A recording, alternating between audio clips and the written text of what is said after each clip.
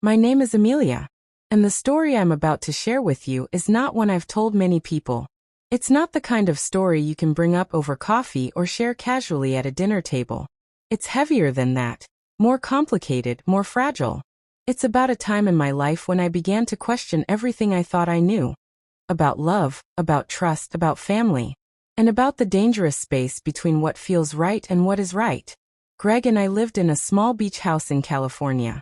To anyone driving by, it probably looked ordinary: faded wood siding, a sloped roof, and a wraparound porch that had seen better days. But inside, the walls opened into wide rooms flooded with sunlight. The windows were the heart of the house. They stretched nearly floor to ceiling, filling the space with brightness and an uninterrupted view of the endless Pacific. The ocean was never quiet. Its rhythm, sometimes soft and lulling, other times loud and furious, was the constant soundtrack of our lives. When the windows were open, the salty air drifted in, carrying the sound of crashing waves. Even on the loneliest nights, the ocean kept me company. It reminded me that I wasn't entirely alone, that there was something bigger, steadier, timeless. And yet, as comforting as that house was, it also had a strange quality. When Greg was gone, the vastness of the ocean view seemed to magnify my solitude. The silence inside the walls felt deeper. My husband, Greg, was a man of ambition. He worked in corporate consulting, which meant endless phone calls, flights, and urgent business trips. He thrived on the pace of it, on the importance of being needed somewhere else. I admired that about him in the beginning. His drive, his determination, it drew me in. But over the years, that same dedication began to carve holes in our marriage. Each time he packed a suitcase, each time the door shut behind him, the house seemed to lose a little more warmth. Still, I told myself it was temporary. I told myself he was doing it for us, for the life we dreamed of building together. That particular morning, he left for Los Angeles before the sun had fully risen. I kissed him goodbye at the door, watching him carry his briefcase with the efficiency of a man who knew airports better than his own living room. "Back by Sunday," he said, the words clipped, almost rehearsed. "Be safe," I whispered. And then he was gone. The house was still, aside from the steady breathing of the sea outside. I tried to welcome the quiet, to use it productively. I slipped into a white t-shirt and denim shorts, pulled my hair back, and turned on my favorite jazz playlist. The soft notes filled the room, weaving themselves between the beams of sunlight that streaked across the wooden floor. Cleaning was my way of reclaiming the space. Dusting the shelves, rearranging books, polishing picture frames. It was like pressing reset on the atmosphere. The simple rhythm of it calmed me. I climbed onto a small stool in the living room, stretching to dust the high shelf where Greg kept some of his prized decorations. Shells from his travels, a bronze compass, a collection of old novels he swore he'd read someday. It was then I felt it. That subtle shift in the air. The undeniable weight of being watched. I turned, dust rag still in my hand. There, leaning against the doorframe, was Ryan. Ryan, Greg's son from his first marriage, had been staying with us for a few weeks. At 21, he was in that in-between space. No longer a boy, not fully settled as an adult. His internship in the city had brought him closer to us, and Greg thought it would be good for him to stay at the beach house instead of renting a small apartment alone. His hair was messy, sticking out in uneven tufts. His t-shirt hung loose on his frame, and his eyes carried that bleary look of someone who hadn't fully shaken off sleep. "Morning," I said, keeping my tone light. "Morning," he answered. His voice was quiet, but his gaze lingered on me longer than expected. There was something searching in it, something unreadable. I turned back to the shelf, focusing on my task, but awareness prickled at the back of my neck. His presence filled the room in a way that made it hard to concentrate. Ryan eventually stepped further into the living room, dropping onto the sofa with a casual slump. "What are you up to today?" I asked, trying to pull us both into normal conversation. "Not much. Internship doesn't start until next week," he said. His voice was steady, but his eyes didn't leave me. "Might go for a run later. Or just stay in." I nodded. "Sounds good." We drifted into small talk. His plans, his projects, what he wanted to do after finishing his degree. I tried to keep it casual, but the truth was I felt strangely unsettled. Every time I glanced at him, his gaze was already on me. Not in an obvious way. It was quiet, steady, and it left me with questions I didn't want to form into words. I reached higher to adjust a picture frame. The stool beneath me wobbled, tilting dangerously to one side. My breath caught in panic as my balance slipped. Amelia! Ryan was up in an instant. His hands caught me firmly around the waist, pulling me back before I could fall. For a moment, we both froze. The music faded into the background. The sunlight seemed sharper, the sound of the waves outside muffled. His grip was steady, protective. His face was inches from mine, eyes wide with concern. I forced a laugh, stepping back quickly. Good thing you were here. I could have had a nasty fall. He didn't answer right away. His gaze stayed locked on me, and for a moment I thought he might say something. But then he looked away, releasing me slowly. We ended up sitting on the sofa afterward, the air between us heavy with unspoken tension. The ocean breeze drifted through the open windows, carrying the sound of gulls overhead. The silence wasn't uncomfortable, not exactly, but it wasn't normal either. It felt like a question hanging in the air, waiting for an answer neither of us wanted to give. I've always loved mornings like this, I said softly, my eyes on the horizon. Peaceful, unhurried. Ryan's voice was quieter than before. Me too, especially when there's someone to share it with. His words landed heavier than I expected. My chest tightened. I forced myself to smile, but inside unease rippled through me. That night, after Ryan retreated to his room, I walked the house alone. The rooms felt different. Shadows seemed deeper, the corners darker.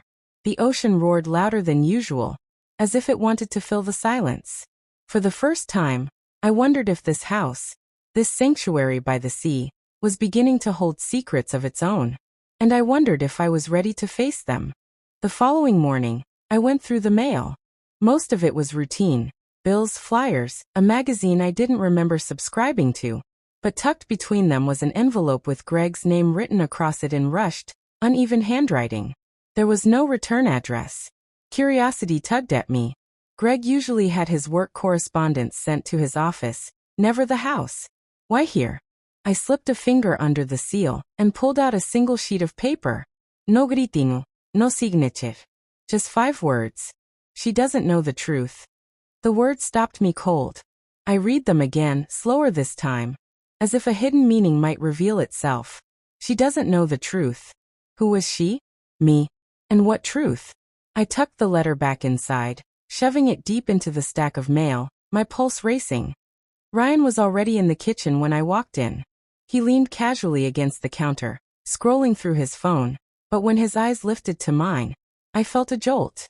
It wasn't just casual observation anymore. His gaze carried weight, as though he could see past the surface, into the thoughts I was desperately trying to bury. You're up early, I said, forcing my tone into something light. Couldn't sleep, he replied. Waves were too loud. The waves had been normal, I thought.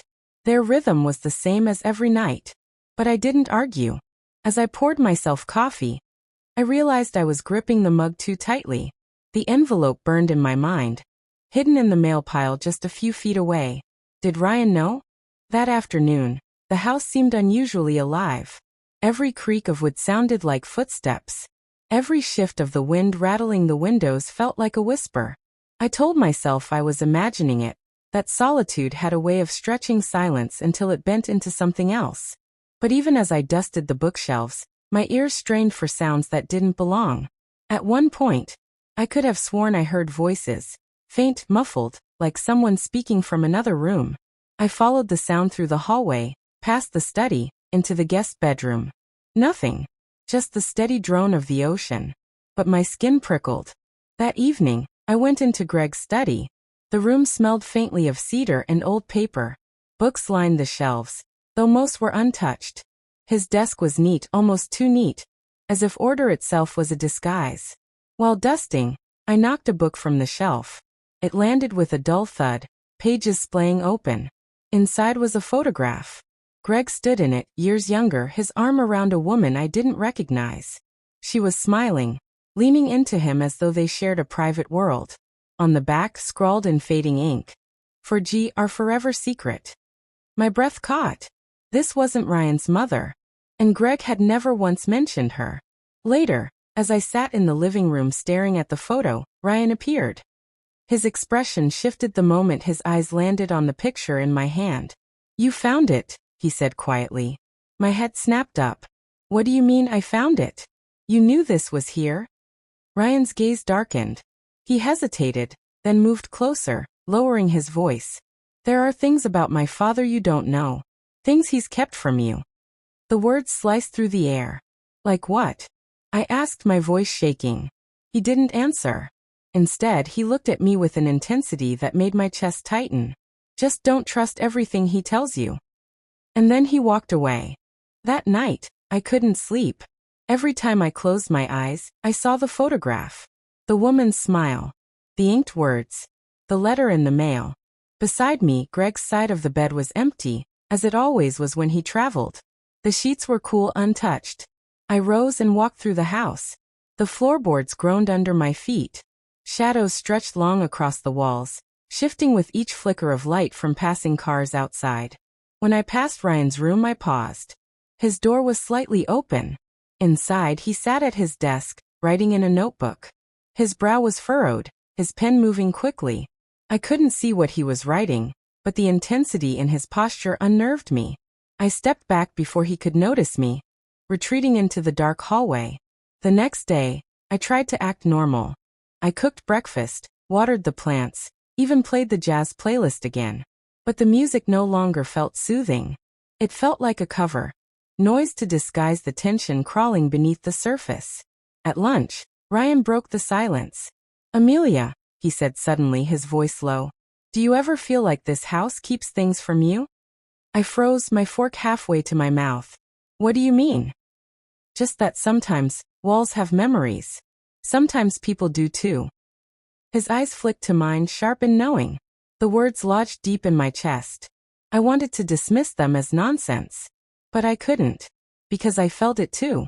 That evening, Greg called. His voice was upbeat, practiced, the way it always was when he wanted to reassure me. Meetings are going great. I'll be back Sunday. Don't wait up for me tonight, it'll be late. I tried to listen, but my mind was elsewhere.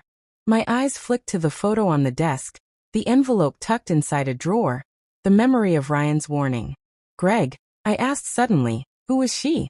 There was silence on the other end. Then a carefully measured reply. What are you talking about? The woman in the photo, I pressed. The one in your study. Another pause.